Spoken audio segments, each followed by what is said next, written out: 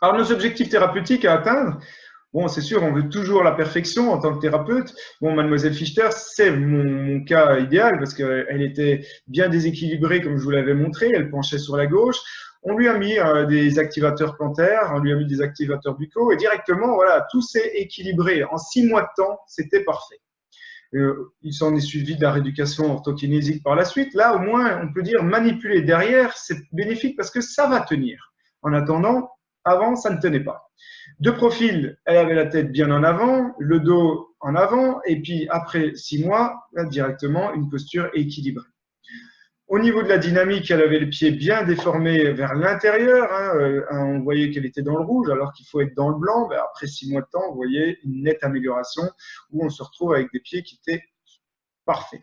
Bon, ça, c'est mon cas parfait. Je vous rassure, on n'a pas que des cas parfaits. L'objectif, c'est pas de rendre tout le monde identique et parfait. Mon objectif en tant que thérapeute, c'est de faire en sorte que le patient aille mieux, qu'on le retrouve, qu'on améliore qu'on l'améliore et qu'on retrouve son meilleur état d'équilibre. Il y a des séquelles, il peut y avoir des déformations, il y a des éléments sur lesquels on ne pourra jamais agir et ça, bon, on le sait, on devra faire avec. Mais le but n'est pas de redresser tout le monde, le but est de trouver le meilleur équilibre pour le patient pour qu'il souffre le moins possible et qu'il soit le plus fonctionnel possible.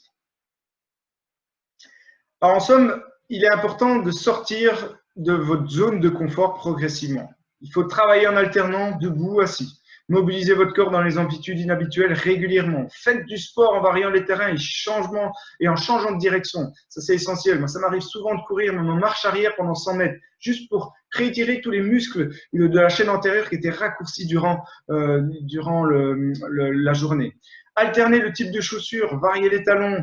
On peut mettre des talons hauts. Je ne suis pas contre les talons, je dis juste qu'il faut éviter de mettre ça en continu toute la journée. On peut alterner, on est capable de monter une montagne, mais de la descendre aussi. Donc, on doit pouvoir alterner du plat un jour, du talon haut un autre jour. Donc, il ne faut pas retirer toute la féminité aux dames. Seulement, il faut éviter de mettre du continu des talons.